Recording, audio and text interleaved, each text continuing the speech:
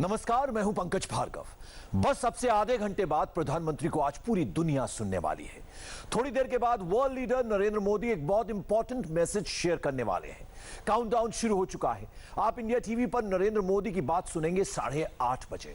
लेकिन इससे पहले उस नेता की बात करते हैं जिन्होंने ऐसे अहम दिन में नरेंद्र मोदी की विदेश नीति पर सवाल उठाए हैं।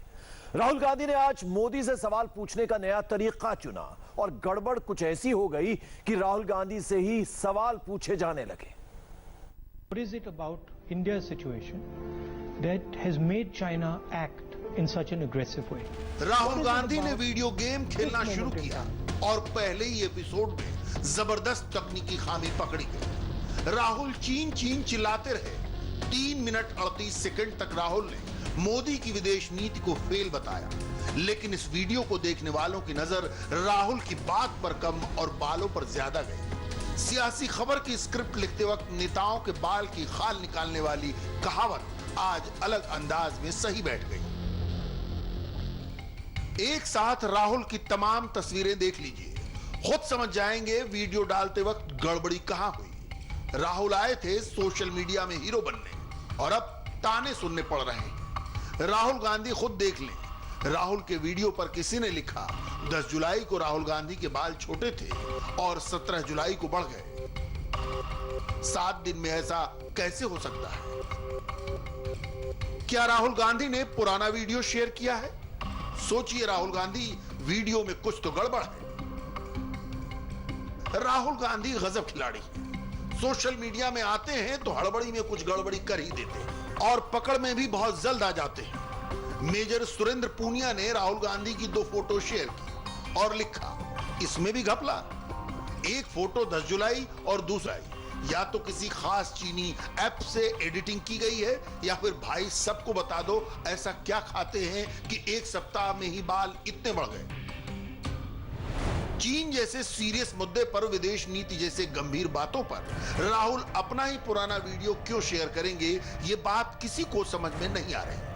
राहुल ही बेहतर समझा सकते हैं। अब एक और कमेंट देख लीजिए। सोशल मीडिया पर लिखा गया, राहुल बाबा झूठ बोल रहे हैं, अगर नहीं तो देश को बताएं वो कौन सा शैम्पू इस्तेमाल करते हैं। राहुल के वीडियो पर ऐसे कमेंट्स की बाढ़ आ गई। राहुल गांधी को जबरदस्त ट्रोल किया जा रहा है, इसलिए जांच जरूरी है। राहुल गांधी के तमाम वीडियो लाइब्रेरी से निकाले गए। 30 जून, 1 जुलाई, 10 जुलाई और 17 जुलाई, अलग अलग तारीखों में राहुल गांधी। इन 4 अलग अलग तस्वीरों को देखिए। इन 4 तस्वीरों में फर्क को समझिए। ये तमाम वीडियो राहुल गांधी ने खुद ही पोस्ट की। 1 जुलाई तक राहुल गांधी के बाल बढ़े हुए थे, लेकिन 10 जुलाई को उन्होंने जो वीडियो ट्वीट किया उसमें उनके बाल एकदम छोटे हैं, यानी उन्होंने बाल कटवाए थे। अब जरा 13 जुलाई का राहुल गांधी का ट्वीट देखिए, जिसमें वो लिखते हैं, मैं करंट अफेयर, इतिहास और क्राइसिस पर सच बोलूंगा। कल मैं अपने विचार वीडियो के जरिए शेयर करूंगा। वीडियो 14 जुलाई को आना था, लेकिन आया 17 जुलाई। मतलब वादा 24 घंटे का था और राहुल 100 घंटे बाद वीडियो मैसेज लेकर आए, और वो भी पुराना। राहुल ने 3.5 मिनट के इस वीडियो में मोदी सरकार पर कमजोर विदेश नीति, पड़ोसी देशों से खराब संबंध, गिरती अर्थव्यवस्था और चीन को आक्रामक होने देने का मौका देने का आरोप लगाया। What is it about this moment in time?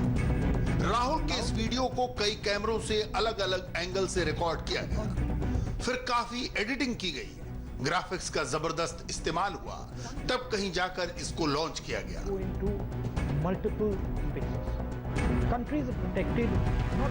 Rahul Gandhi ने 3 मिनट 38 सेकंड में चीन, पाकिस्तान से लेकर इकोनॉमी तक का जिक्र किया, जिसका जवाब एस जयशंकर ने 5 मैसेजेस में क्लियर कर दे दिया। राहुल ने आरोप लगाया कि अमेरिका, रूस, यूरोप, जापान से हमारे संबंध मौका परस्तों वाले हो चुके हैं, जिसके जवाब में विदेश मंत्री जयशंकर ने कहा, हमारे इन देशों से संबंध पहले से बहुत मजबूत हुए हैं। भारत ने चीन को राजनीतिक तौर पर भी घेरा है, किसी जानकार से पूछिए। राहुल ने दूसरा आरोप लगाया कि आज नेपाल हमसे नाराज है, मालदीव और भूटान परेशान है, श्रीलंका ने चीन को पोर्ट दे दिया, जिसके जवाब में जयशंकर ने कहा, नेपाल में 17 साल के बाद प्रधानमंत्री का दौरा हुआ, वहां भारत विकास कार्य कर रहा है, जनता से पूछिए। भूटान को अब 2013 जैसे कुकिंग गैस की दिक्कत नहीं होती। श्रीलंका ने पोर्ट 2008 में दिया था, उस वक्त कौन सरकार में था? और मालदीव से रिश्ते 2012 से पूरी तरह बदल चुके हैं। एस जयशंकर 40 साल डिप्लोमेट रहे हैं। वो कूटनीति करते थे और राहुल गांधी राजनीति। जयशंकर नए नए नेता बने हैं, फिर भी भाषा ऐसी चुनी जो चुभने वाली है। अब अगली बार जब भी राहुल गांधी कोई नया वीडियो डालेंगे तो रिसर्च पूरी और तकनीकी खामी तो बिल्कुल नहीं होगी। और थोड़ी देर बाद चीन के लिए मैसेज आने वाला है। प्रधानमंत्री जो कहेंगे उसका प्रसारण दुनिया के हर मुल्क में होगा। चीन भले ही अपने पब्लिक को ना सुनने दे, लेकिन चीन की सरकार मोदी की बात आज बहुत गौर से सुनेगी। भूमिका आज सुबह ही बन चुकी है। जगह, वक्त और माध्यम एकदम सही चुना गया। पैंगोंग इलाके के किनारे फिंगर 4 से बस थोड़ी ही दूरी पर भारतीय सेना ने पहले शस्त्र दिखाए और फिर शस्त्र की भाषा समझाते हुए रक्षा मंत्री ने सिंहनाद किया।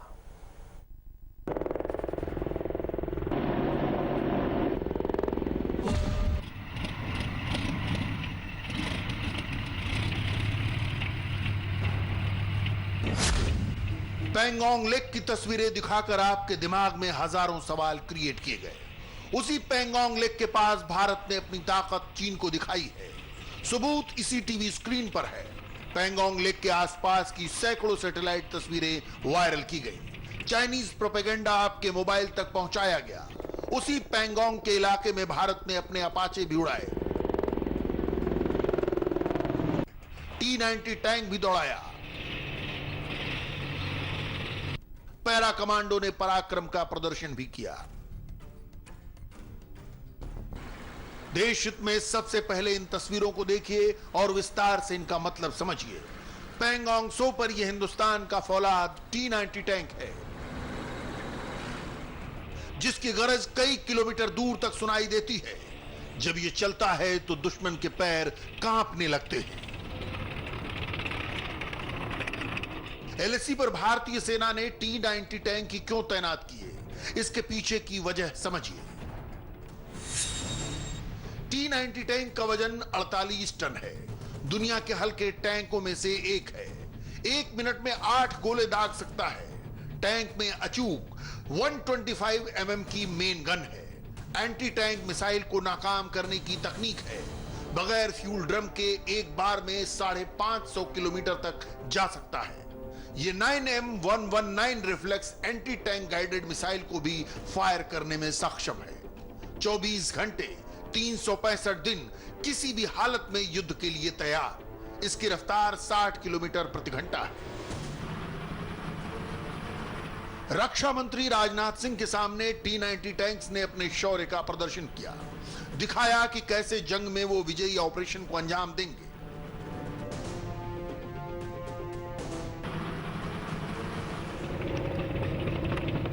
अब देखिए आगे आगे टैंक चल रहे हैं और उनके पीछे इंडियन आर्मी के जवान कवर लिए हुए आगे बढ़ रहे हैं। ये वो कवच है जिसको भेदना किसी के बस में नहीं होता। तभी सारे टैंक एक लाइन में खड़े हो जाते हैं और टैंकों से धुआं निकलना शुरू हो जाता है। ऐसा क्यों किया जा रहा है, इसकी जानकारी काफी लोगों को नहीं है। दरअसल टैंकों को रोकने के लिए फाइटर प्लेन या मिसाइल का सहारा लिया जाता है। ऐसे में T-90 टैंक में धुआं पैदा करने वाला ग्रेनेड लॉन्चिंग सिस्टम भी लगाया गया है, ताकि अगर दुश्मन इस टैंक पर लेजर के जरिए निशाना साधने की कोशिश करेगा तो ग्रेनेड धुंध फैलाकर दुश्मन के मंसूबे पर पानी फेर देगा। भारत माता की, भारत माता की, भारत माता की। भारतीय सेना की तैयारी का जायजा लेने रक्षा मंत्री राजनाथ सिंह लद्दाख पहुंचे। इस टाकना में उनके सामने पैरा कमांडो ट्रूपर्स ने दिखाया कैसे वो आसमान से दुश्मन पर वज्र की तरह हमला करेंगे। इंडियन आर्मी के ये सुपरमैन दुश्मन के इलाकों में घुसकर मिशन को अंजाम देने के लिए ट्रेन किए गए हैं।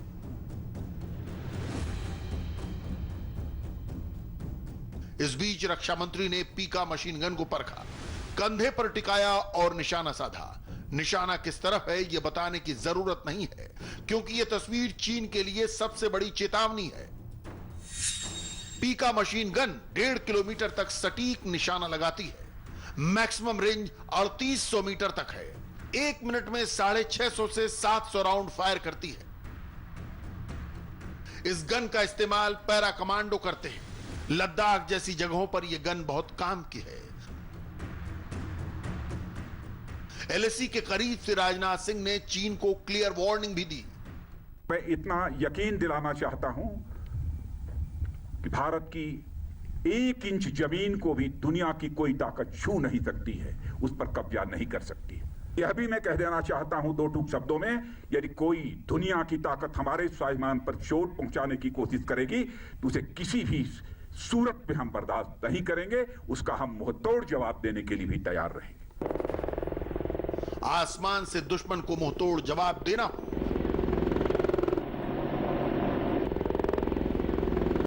या फिर दुश्मन के सीने पर सीधे वार करना हो,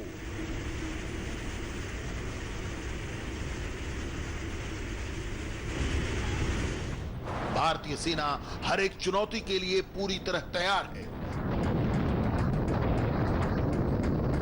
जब तक सरहद पर हमारे जांबाज मौजूद हैं, तब तक कोई भी दुश्मन भारतीय सरजमीन पर एक कदम भी नहीं रख सकता।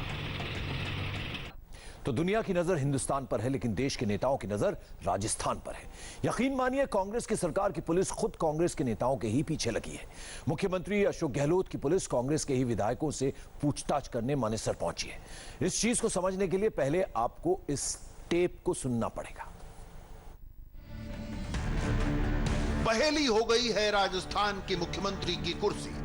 सुलझ कम उलझ ज्यादा रही है। इधर मामला कोर्ट कचहरी तक जा पहुंचा है और उधर ऑडियो और वीडियो टेप लीक करवाए जा रहे हैं। इस ऑडियो वीडियो गेम में कई किरदार हैं। पहले इन किरदारों को समझ लीजिए, फिर पिक्चर ज्यादा क्लियर दिखेगी। मुख्यमंत्री अशोक गहलोत, सरकार इनकी है, पुलिस इनकी है। इन्हें अपनी ही सरकार जाने का डर है। सरकार गिराने का आरोप लगा है पूर्व उप मुख्यमंत्री सचिन पायलट पर। अशोक गहलोत ने पहले सचिन पायलट की कुर्सी छीन ली और अब राजस्थान की पुलिस सचिन पायलट के पीछे पड़ी। सोचिए, कांग्रेस सरकार की पुलिस कांग्रेस के ही नेताओं की जांच कर रही है, लेकिन इस लड़ाई में बीजेपी के एक मंत्री का नाम अचानक आया। मोदी सरकार के मंत्री गजेंद्र सिंह शेखावत की आवाज आज खूब गूंजी। एक ऐसा टेप लीक किया गया जिसमें कांग्रेस के विधायक लेन देन की बात कर रहे हैं। कांग्रेस ही दावा कर रही है कि कांग्रेस के विधायकों से किश्त की बात करने वाले नेता गजेंद्र सिंह शेखावत हैं। गहलोत चुप हैं, सचिन पायलट चुप हैं, शेखावत टेप में अपनी आवाज होने से साफ इनकार कर रहे हैं। लेकिन दोनों ओर से बैटिंग कर रहे हैं दोनों पार्टियों के राष्ट्रीय प्रवक्ता। इस ताजा पॉलिटिकल थ्रिलर में मसाला बहुत है, सबके बारे में डिटेल में बताएंगे, लेकिन पहले सुनिए ये ऑडियो टेप जिसे कांग्रेस ने जारी किया है। I'm saying that those people, हमारे साथी जो दिल्ली में बैठे हैं, हाँ, वो पैसा ले चुके हैं, हाँ, और पहली किस्त पहुंच चुकी है। Well, ठीक है, let's not comment on that. Yes. So when do you see you? Tomorrow? Yeah, I'll see you early morning by 8. नहीं, आप आराम से आओ। अच्छा, आराम से आओ आप 11 बजे तक। नहीं, I'll have to come back also the same day, ना? No. मैं आपको मिलता, आप कितने बजे उठ जाते हैं? मेरे को एक और काम भी है दिल्ली में। आपको 8 या 9 बजे मिल लेता हूँ, फिर मेरा काम निपटा के जब आप बोलोगे कर लेंगे फिर। ठीक है। फोन पे कम, चलो। ठीक। Okay. But what I'm saying is that now we're moving legally. हाँ, ठीक है। आपका एक्शन तो डिसाइड हो गया ना? कैसे? What line you are taking? Yeah, I'm taking the line. You're sticking with them, right? Yeah. Oh, what else? हाँ। कांग्रेस की ओर से जारी किए गए इस टेप में दावा किया गया है कि एक तरफ फोन लाइन पर केंद्रीय मंत्री गजेंद्र सिंह शेखावत हैं और उनसे बात करने वाले विश्वेंद्र सिंह कांग्रेस के विधायक हैं जो सचिन पायलट के खेमे के हैं। गजेंद्र सिंह शेखावत मोदी सरकार में जल संसाधन मंत्री हैं और जोधपुर के सांसद हैं। इनके बारे में एक और बात जानना बहुत जरूरी है पिछले लोकसभा चुनाव में गजेंद्र सिंह शेखावत ने अशोक गहलोत के बेटे वैभव गहलोत को चुनाव हराया है। मतलब गहलोत परिवार को उनके ही जिले जोधपुर में हराने का फुल क्रेडिट गजेंद्र सिंह को जाता है। इसलिए मुख्यमंत्री गहलोत और मोदी के मंत्री गजेंद्र सिंह के बीच चल रही सियासी दुश्मनी के एंगल से ही आपको आने वाले हर टेप की आवाज सुननी चाहिए। कहानी में एक नहीं कई ट्विस्ट हैं। एक और ऑडियो टेप है, इसमें दो अलग किरदार हैं। नाम है भंवरलाल शर्मा, इन्हें भी सचिन पायलट गुट का बताया जा रहा है। और दूसरे बात करने वाले बीजेपी नेता संजय जैन हैं, जिन पर डील पक्की कराने वाले बिचौलिया होने का आरोप लग रहा है। इनकी भी कुंडली खंगालेंगे। टेप की सत्यता कितनी है यह जांच का विषय है, लेकिन ये दोनों किरदार हैं कौन, ये आप भी जानना चाहते होंगे। भंवरलाल शर्मा सचिन पायलट खेमे के हैं, सरदार शहर से 7 बार विधायक हैं, ब्राह्मण नेता हैं। और दूसरे हैं संजय जैन, जो पूरी डील की जिम्मेदारी ले रहे हैं। बीकानेर के रहने वाले हैं, पहले यूथ कांग्रेस में थे, अब बीजेपी में शामिल हैं। नौकरशाहों और राजनीतिक रसूखदारों से संबंध है। फिलहाल ये पुलिस के पास है। तो राजस्थान की पुलिस नेताओं के पीछे है और उत्तर प्रदेश की पुलिस गैंगस्टर्स के पीछे। आज कानून का हंटर माफिया मुख्तार अंसारी के ठिकानों पर चला। मुख्यमंत्री योगी के ऑपरेशन क्लीन के तहत मुख्तार अंसारी गैंग पर शिकंजा कसा जा रहा है। माफिया के कब्जे से 40 करोड़ की जमीन खाली कराई गई, तो मुख्तार के 47 करीबियों के लाइसेंस हथियार को कैंसिल किया गया। अंसारी ब्रदर एंड सन्स की जुर्म कंपनी पर कानूनी ताला लगाने की पूरी तैयारी है।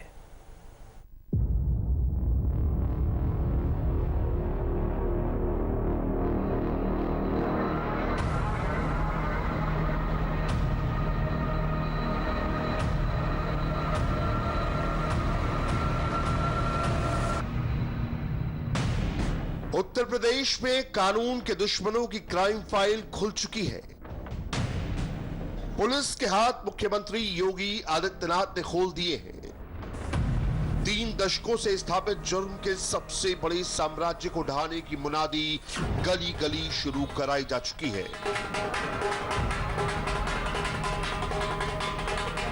दो तल्ला मकान पर एक गाड़ी स्पोर्ट को जब्त किया जाता है, कुर्क किया जाता है। कोई भी व्यक्ति इनको ब्रेक करने का प्रयास न करे। माफिया के गुर्गे भागे भागे फिर रहे हैं। कुछ अंडरग्राउंड हैं तो कुछ सलाखों के पीछे पहुंच गए हैं। माफिया सरगना के ठिकानों पर कानून की ये बुलंद मुनादी उसकी बर्बादी का ट्रेलर है, क्योंकि आगे की पिक्चर अभी बाकी है।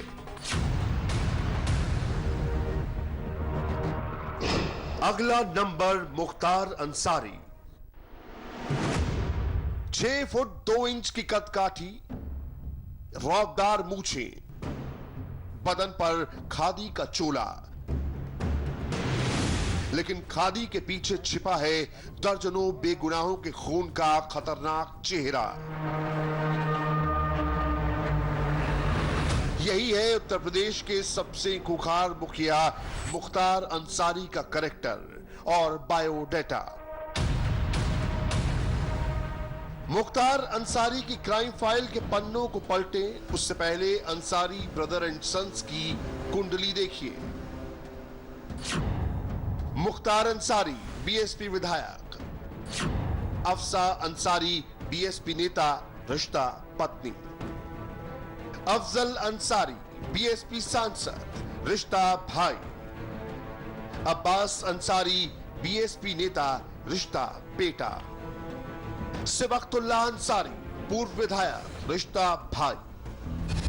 उत्तर प्रदेश के पूर्वांचल में मुख्तार अंसारी दहशत का दूसरा नाम है और इस दहशत के साम्राज्य को मुख्तार ने अपने कुनबे के दम पर खड़ा किया। भाई से लेकर बेटा तक जुर्म का पक्का खिलाड़ी है, तो बदलते वक्त के साथ राजनीतिक संरक्षण पाने के लिए अंसारी ब्रदर एंड सन्स सूबे में जिसकी सरकार उस पर सवार दिखा, कभी साइकिल तो कभी हाथी। जुर्म की दुनिया में कदम रखने वाले मुख्तार अंसारी को ये अच्छी तरह पता था कि बिना पॉलिटिकल पावर के उसका साम्राज्य ताश के पत्तों की तरह ढेर हो सकता है। एक तरफ मुख्तार जुर्म की सीढ़ियां चढ़ता रहा, तो दूसरी तरफ सियासत में अपनी पैठ मजबूत करता रहा। पहले निर्दलीय के तौर पे माननीय बना और फिर जिसकी सरकार बनी मुख्तार उसी का करीबी हो गया। कभी मुलायम सिंह यादव का करीबी रहा मुख्तार अंसारी इन दिनों मायावती की बहुजन समाज पार्टी से विधायक है। खौफ की सल्तनत ऐसी है कि जेल में बैठे बैठे मुख्तार अंसारी मऊ से विधायक का चुनाव जीत गया। मुख्तार अंसारी जैसे माफिया का किसी पार्टी की विचारधारा से कुछ लेना देना नहीं। जिस पार्टी से संरक्षण मिला उसी पार्टी की मेंबरशिप ले ली। आज जो माफिया बीएसपी में है वही मुख्तार अंसारी एक जमाने में मायावती का सियासी दुश्मन था। वो तो भारतीय जनता पार्टी से बस समझौता करके सरकार बनाने के मूड में है कि जब चुनाव हो जाए उसके बाद हम लोग एक एक साल के लिए गठबंधन करें और भारतीय जनता पार्टी और बहुजन समाज पार्टी। यही है मुख्तार अंसारी की फितरत, यही है मुख्तार की मौका परस्ती। सत्ता और सरकार में चुनावी जीत की धुरी बनकर आज तक बचता आया। लेकिन 2017 में प्रधानमंत्री मोदी ने मुख्तार अंसारी और उसके सियासी आकाओं को क्लियर मैसेज दे दिया था। जो लोग अभी जेल जाने से बाहर है वो, और जो जेल में खाना वाना पहुंचाते होंगे वो, जरा यहां से मेरा मैसेज पहुंचा देना, मेरा संदेश पहुंचा देना। जमाना बदल चुका है, वक्त बदल चुका है। सत्ता प्रतिष्ठान को ढाल बनाकर 3 दशकों तक कानून की आंख में धूल झोंकने वाला मुख्तार पूर्वांचल में संगठित अपराध का सबसे खतरनाक खिलाड़ी है। राजनीतिक प्रतिद्वंदियों की हत्या हो, सरकारी टेंडर और ठेके पाने के लिए दर्जनों मर्डर हो, अपहरण, हत्या की कोशिश, रंगदारी, जमीन और कब्जा जैसे तमाम गुनाहों को अंजाम दिया। मुख्तार की क्राइम फाइल में 60 से ज्यादा संगीन केस दर्ज हैं। लेकिन पंजाब के मोहाली जेल में कैद माफिया मुख्तार अंसारी आज भी अपने गैंग को ऑपरेट कर रहा है। मुख्तार अंसारी सलाखों के पीछे तो चला गया, लेकिन उसके बाद भी उसका जुर्म का कारोबार चलता रहा। मुख्तार के अंदर या बाहर रहने से उसके गैंग पर कोई असर नहीं पड़ा। यही वजह है कि इस बार मुख्तार के जुर्म गैंग पर ताला लगाने के लिए नया तरीका खोजा गया है। मुख्तार अंसारी ने सोचा था कि पहले की तरह अपने सियासी रसूख से कानून को ठेंगा दिखा देगा, लेकिन माफिया मुख्तार की इसी सोच को योगी आदित्यनाथ ने गलत साबित कर दिया। मुख्तार अंसारी के पाप और पॉलिटिक्स के सिटी केस पर सबसे बड़ा प्रहार कर दिया। इसे यूं समझिए, माफिया मुख्तार अंसारी की सबसे बड़ी ताकत है उसके गैंग से जुड़े खतरनाक गुर्गे और उसके साम्राज्य को फैलाने में खाद पानी का काम करती है जुर्म से जुटाई जा रही अकूत दौलत। इस बार मुख्तार के धन और बल दोनों पर एक साथ कानून का हंटर चल रहा है। आप जाके गाजीपुर में देखिए, आप जाके मऊ में देखें, आप आजमगढ़ में जाकर देखें, जौनपुर में देखें, जो वहाँ कितनी कार्रवाई हुई है। प्रतिदिन कुछ न कुछ कार्रवाई, कुछ न कुछ प्रॉपर्टी का अटैचमेंट, ये कार्रवाई लगातार चल रही है ताकि एक जो पैरेलल इकोनॉमी चला रहे हैं उसके विरुद्ध कार्रवाई हो, नियमानुसार कार्रवाई की जा रही है। योगी आदित्यनाथ के ऑपरेशन माफिया से मुख्तार अंसारी के गुनाहों का फुल एंड फाइनल हिसाब बहुत जल्द होगा। कैसे, ये आपको बताते हैं।